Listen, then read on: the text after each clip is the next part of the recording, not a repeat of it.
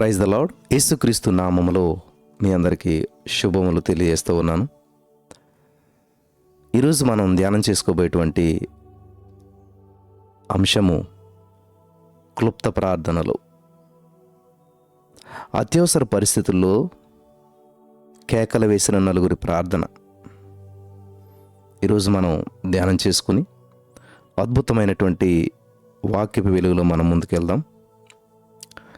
స్తోత్రం దేవా, ఈరోజు మరి యొక్క అంశాన్ని మేము ధ్యానిస్తూ ఉండగా మాతో మాట్లాడి మమ్మల్ని అందరిని బలపరిచి విత్తబడిచినటువంటి యొక్క వాక్యం ప్రతి హృదయంలో నాటబడి నూరంతల పంట అనిపించుటకు కృప చూపించమని, సమస్త మహిమ ఘనత ప్రభావాలు మీరే తెచ్చుకోనమని, విడుదలను అనుగ్రహించమని, ఇంతవరకు నువ్వు చేసిన కార్యాలు బట్టి చూపిన కృపను బట్టి సమస్త మహిమ ఘనత ప్రభావాలు మీకే చెల్లిస్తూ ఉన్నాం. దేవా, ఈ యొక్క వాక్యపు వెలుగులు అనేక మంది వర్ధిల్లటానికి సహాయం చేసి కృప చూపించమని యేసు నామములో ప్రార్థించిన మేము పొందుకుని ఉన్నాం తండ్రి. ఆమేన్. హల్లెలూయా. చాలా సంతోషం. అత్యవసర పరిస్థితుల్లో కేకలు వేసిన నలుగురు ప్రార్థన చూద్దాం. చాలా అద్భుతమైనటువంటి అంశం ఇది. మన సుఖదుఖాల్లో ప్రభువా అని మన ప్రియ రక్షకుడిని పిలిచినప్పుడు ఆయన మనల్ని రక్షిస్తూ ఉన్నాడు, బలపరుస్తూ ఉన్నాడు, విమోచిస్తూ ఉన్నాడు. బైబిల్ గ్రంథంలో అలా మొరపెట్టినటువంటి అత్యవసర పరిస్థితుల్లో కేకలు వేసినటువంటి నలుగురి ప్రార్థనలను మనం పరిశీలన చేద్దాం. మొట్టమొదటిగా మత్తయి సువార్త 24వ అధ్యాయం 31వ వచనంలో ఒక ప్రార్థన ఉంది. ఏమని? ప్రభువా నన్ను రక్షించుము. ఈ ప్రార్థన అక్కడ ఉన్నది. ఎవరు చేశారు చూద్దాం. అపోస్తలుడైనటువంటి పేతురు గారు సముద్రంలో మునిగిపోతూ ఉన్నాడు. అప్పుడు అలా మునిగిపోతున్న సందర్భంలో పేతురు కేకలు వేశాడు. ఏమని? అకస్మాత్తుగా అనుకోకుండా ఆపదలు సంభవించినప్పుడు, శ్రమలు ఎదురైనప్పుడు ఈ ప్రార్థన నీ హృదయం నుంచి బయటికి రానివ్వాలి. ఈ ప్రార్థన నీ యొక్క శ్వాసతోనూ హృదయపు స్పందనతోనూ కలిసిపోనివ్వాలి. యేసుక్రీస్తు మాత్రమే లోకము, శరీరము, సాతాను ఆపదల నుండి మనల్ని రక్షించేటువంటి వాడు. మంచిగా ప్రయాణం ప్రారంభించాడు పేతురు గారు. యేసుక్రీస్తు ప్రభువారి వైపు నడుస్తున్నాడు. యేసుక్రీస్తు ప్రభువారి మీద దృష్టితో నడుస్తున్నాడు. యేసుక్రీస్తు ప్రభువారి మీద ఆధారపడి నడుస్తూ ఉన్నాడు. ప్రారంభం బాగానే ఉంది. కొంతకాలం కొనసాగించాడు, కొంత దూరం కొనసాగించాడు. సడన్గా అలా ఎగిసిపడేసరికి, సడన్గా సమస్య వచ్చి పడేసరికి, ఏం చేయాలో తెలియని పరిస్థితి ఏర్పడేసరికి ప్రార్థన చేస్తున్నాడు. మునిగిపోసాగాడు. జీవితం మునిగిపోయినట్టు అయిపోయింది. ఇంకా ముగింపుకు వచ్చేసింది. ముగింపులో మునిగిపోయే సమయంలో అప్పుడు ప్రభువా నన్ను రక్షించు, ప్రభువా నన్ను రక్షించు. ఈరోజున మీ జీవితంలో అకస్మాత్తుగా అనుకోకుండా ఆపదలు సంభవించినప్పుడు, శ్రమలు ఎదురైనప్పుడు మరి ఖచ్చితంగా పేతురు గారి వలె ఈ ప్రార్థన నీ హృదయపు అంతరంగంలో నుంచి బయటికి రావాలి. అలా ప్రార్థించినటువంటి పేతురుని దేవుడు రక్షించాడా? ఖచ్చితంగాను. వెంటనే చేయిచ్చి మునిగిపోయినటువంటి పేతురుని లేపి మళ్ళా నడిపించి గమ్యస్థానానికి చేర్చాడు. ఆమేన్. హల్లెలూయా. ఈరోజు నీ మాటలు వింటున్న ప్రియమైనటువంటి సహోదరి, స్నేహితులారా, చాలా జాగ్రత్తగా వినాలి. మీరు ఏ పరిస్థితుల్లో మునిగిపోయారో, ఏ అప్పుల్లో మునిగిపోయారో, ఏ అనారోగ్యంలో మునిగిపోయారో, ఏ నిందల్లో మునిగిపోయారో, ఏ బంధకాల్లో మునిగిపోయారో, ఏ పరిస్థితుల్లో మీరు మరి మునిగిపోయారో నాకు తెలియదు, కానీ బయటపడలేని పరిస్థితుల్లో మీరు ఉన్నారేమో. ఆ అప్పు నుంచి, ఆ రోగం నుంచి, ఆ బాధ నుంచి. అయితే జస్ట్ సింపుల్గా ఒక మాట, ప్రభువా నన్ను రక్షించు అంటే ఆయన సిద్ధంగా ఉన్నాడని చేయి పట్టి లేపి నిన్ను నడిపించడానికి.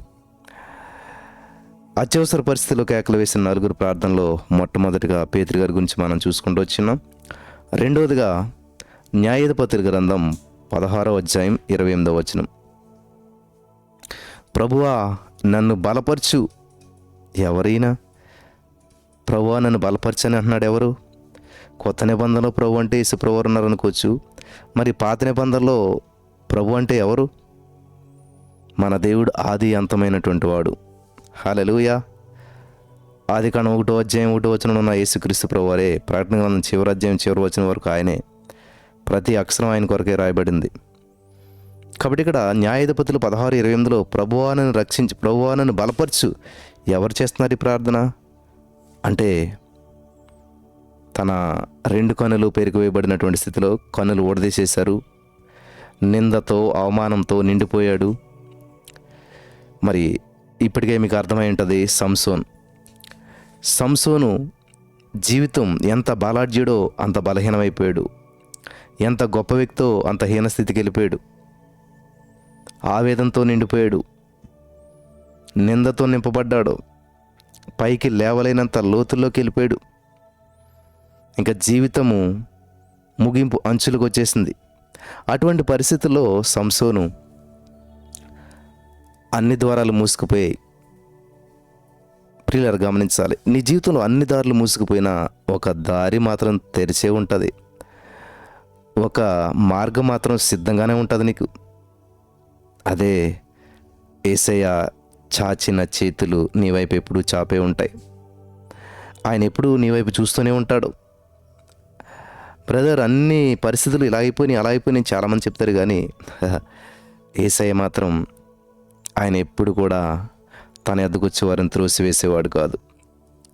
తన ఇష్టానుసారంగా జీవించాడు. దేవుని యొక్క నియమాలను ఉల్లంఘించాడు. దేవునికి వ్యతిరేకమైన జీవితం జీవించాడు. తప్పుపోయిన కుమారులాగా బుద్ధి వచ్చింది. అప్పుడు సంసోను ప్రార్థన చేస్తున్నాడు, ప్రభువా నన్ను బలపరచు. అంత బలవంతుడు ఎందుకని బలహీనమైపోయాడు?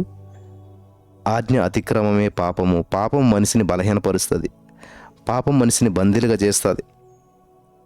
వింటున్నారా? అయితే ఎప్పుడైతే కళ్ళు తీసేశారు, 2 కళ్ళు తీసేశారు, చాలా హేళనగా మాట్లాడారు, నింద అవమానం. ఇటువంటి పరిస్థితుల్లో ఆ సంసోను ఆవేదనతో పలికినటువంటి మాటలు ఇవి, ప్రభువా నన్ను బలపరచని. ఎటువంటి పరిస్థితుల్లోనూ ప్రభువుని ప్రార్థనను ఆలకించడానికి సిద్ధంగా ఉన్నాడని మర్చిపోవద్దు. నువ్వే పరిస్థితిలో ఉన్నా, ఎంత తప్పు చేసినా, ఎంత జారిపోయినా, ఎంత మోసం చేసినా, ఎంత దిగజారిపోయినా, ఎంత దేవుని దూషించినా ప్రభువు నీ ప్రార్థన ఆలకించడానికి సిద్ధంగా ఉన్నాడు. మర్చిపోవద్దు. సంసోను ప్రార్థన విని ఆయన బలపరిచి, దేవుడు పక్షపాతి కాదు. సంసోను ప్రార్థన విన్నటువంటి దేవుడు, సంసోను బలపరిచినటువంటి దేవుడు పక్షపాతి కాడు.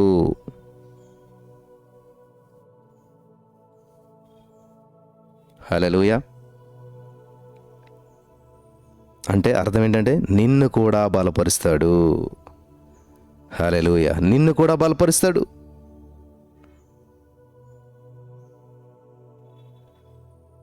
అందుకనే దేవుడు అందరికీ ఉపకారి. యెహోవా అందరికీ ఉపకారి. ఆయన పక్షపాతం లేదు. ఆయన మంచివాడు. ఆయన మేలు చేసేవాడు. అందరికీ ఉపకారం చేసేవాడు. Mighty miracles in the name of Jesus. చూసారా? అత్యవసర పరిస్థితిలో కేకలు వేసిన నలుగురిలో ఇద్దరిని చూసాం మనం. నెంబర్ 1 పేతురు, నెంబర్ 2 సంసోన్, నెంబర్ 3 కీర్తన 139:23లో దేవా నన్ను పరిశోధించుము అన్నాడు ఒక ఆయన. దేవా నన్ను పరిశోధించు. Thank you Jesus.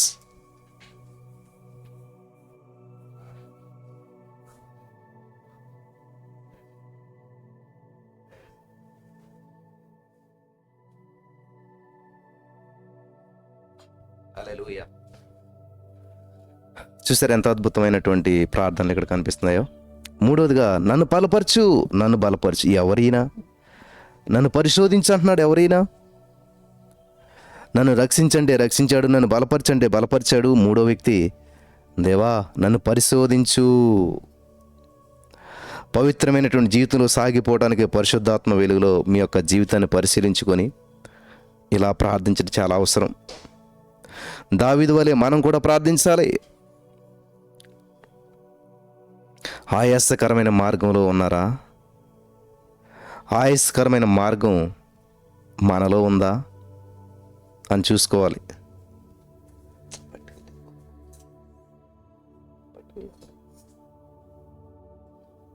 హల్లెలూయా. ఆయాసకరమైనటువంటి ఏదైనా ఉందా? దేవునికి విరోధమైనటువంటిది నీ మనసులో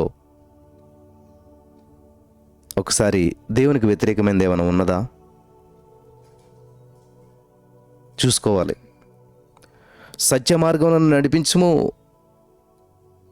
అని మనం కూడా గోజాడాలి. దేవా, నీకు ఇష్టం లేనటువంటిది, నేను ఆశపరిచేటువంటిది ఏమైనా ఉన్నదేమో దేవా, నన్ను పరిశోధించు. హల్లెలూయా. దేవునికి మహిమ కలుగును గాక. అత్యవసర పరిస్థితుల్లో కేకలు వేసిన నలుగురిలో మొట్టమొదటగా పేతురు గారు కనిపిస్తూ ఉన్నారు. నీట మునిగిపోయి ఆఖరి మరణానికి అతి చేరులో ఉన్నటువంటి సమయంలో ప్రభువా నన్ను రక్షించండి రక్షించాడు. రెండవదిగా సంసోని జీవితం మరణానికి కొన్ని అడుగుల దూరంలో ఉండగా ప్రభువా నన్ను బలపరచు అంటే దేవుడు బలపరిచాడు. అలాగే దావీదు, దేవా నన్ను పరిశోధించుము. ఆయాసకరమైన మార్గం మనలో ఉన్నప్పుడు ఇలా మనం కూడా ప్రార్థించినప్పుడు సత్య మార్గం నన్ను నడిపించడానికి మనం ఇలా గోజాడినప్పుడు ఖచ్చితంగా దేవుడు నడిపిస్తాడు. చివరిగా ప్రభువా నన్ను పంపుము అంటున్నాడు. ఎవరైనా యెషయా గ్రంథం 6వ అధ్యాయం 8వ వచనంలో చూసినట్లయితే ప్రభువా నన్ను పంపు, నేను ఎవరిని పంపెదను, మా నిమిత్తం ఎవడ పోవును అని అంగలార్చినటువంటి ప్రభువుకు తనను తాను సమర్పించుకున్నటువంటి యెషయా మాటలు ఇవి. కోత విస్తారం అని చెప్పి గ్రహిస్తున్నటువంటి నీవు కూడా ఇలా ప్రార్థిస్తావా? ఆత్మల భారం కలిగినటువంటి వ్యక్తిగా నువ్వు ఇలా ప్రార్థించగలుగుతావా? యెషయా గారు మాటలు చాలా అద్భుతమైనటువంటిగా ఉన్నాయి. ప్రభువా నన్ను పంపు దేవా. దేవుడు అంటున్నాడంటే ఎవరిని పంపాలి నేను, ఎవరు వెళ్తారు అని అంగలార్చినటువంటి ప్రభువుకు ఈ యొక్క యెషయా గారు తను తాను సమర్పించుకొని చెప్పినటువంటి మాటలు ఇవి. ప్రభువా నన్ను పంపు దేవా. దేవునికి స్తోత్రం. ఇక్కడ మీరు నలుగురు వ్యక్తిని చూసాం.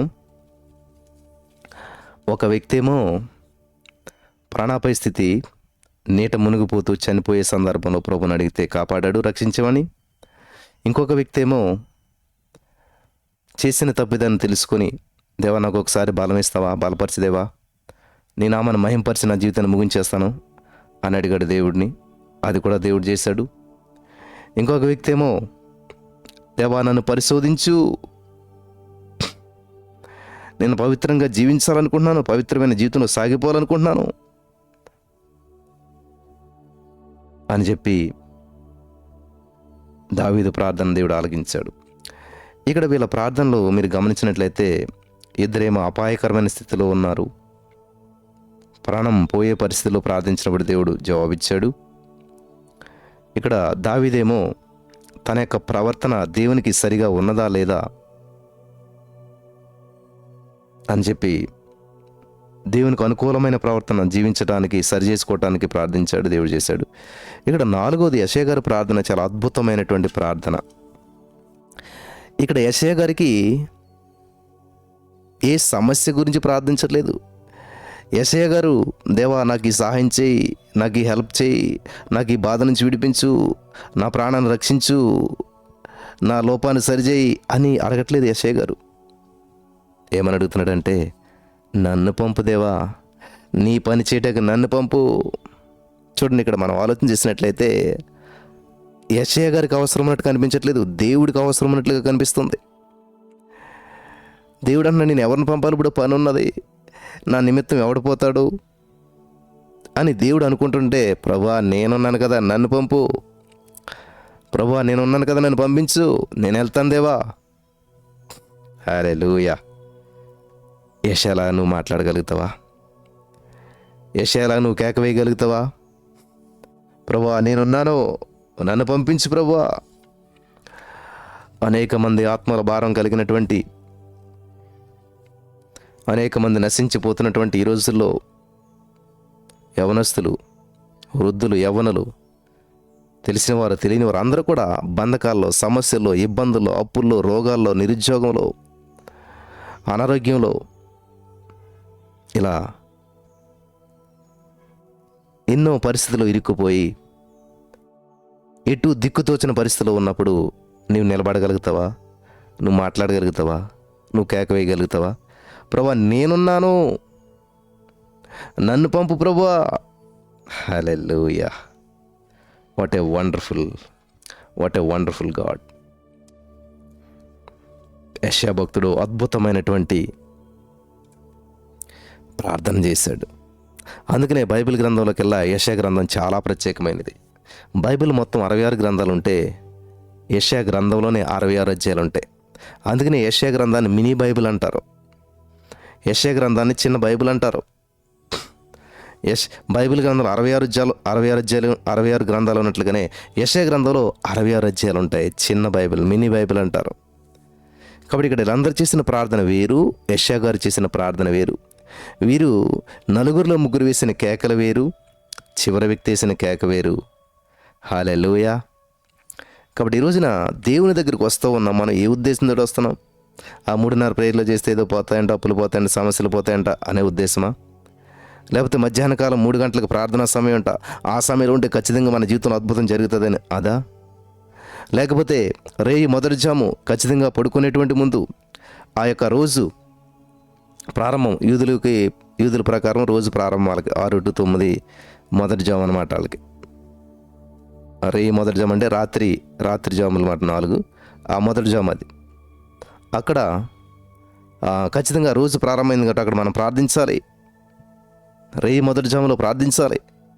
అలా దేవుని సందులో గడిపి మనం పడుకోవాలి. ఇలాగా ఏదో ఉద్దేశంతో మనం వస్తున్నామేమో కానీ యెషయా అలాగా, ప్రభా నీ యొక్క మనసు, నీ యొక్క తలంపు నేను నెరవేర్చడానికి నేను ఉన్నాను కదా, నీ యొక్క ఉద్దేశాలను నెరవేర్చడానికి నేను ఉన్నాను కదా దేవా, నీ చిత్తానికి నేను లోబడతాను దేవా, నీ చిత్తానికి నేను సమర్పించుకుంటాను దేవా. హల్లెలూయా. ఎవరైనా ఆలోచిస్తున్నారా? మరి యొక్క నలుగురి కేకలు విన్నటువంటి దేవుడు అద్భుతంగా సమాధానం ఇచ్చాడు, బలపరిచాడు, నడిపించాడు, గొప్ప చేశాడు. ఈ రోజున ఈ మాటలు వింటున్న ప్రియమైనటువంటి సహోదరి స్నేహితులారా, ఎంతో కాలంగా యేసయ్య సన్నిధిలో కేకలు వేస్తున్నావా? ఎంతో కాలంగా యేసయ్య సన్నిధిలో మరి నీ సమస్యల గురించి, నీ బంధకాల గురించి, నీ విడుదల కొరకు ఎదురు చూస్తూ ఉన్నావా? అయితే యేసయ్య ఈరోజు నీ కేక విని, నీ యొక్క చిన్న ఆ క్లుప్త ప్రార్థన విని నీ సమస్య నుంచి విడిపించి నేను గొప్ప చేయడానికి ఆయన సిద్ధంగా ప్రణాళికను సిద్ధం చేశాడు. నమ్మిన వారు స్వతంత్రించుకుందరుగాక. ఆమేన్.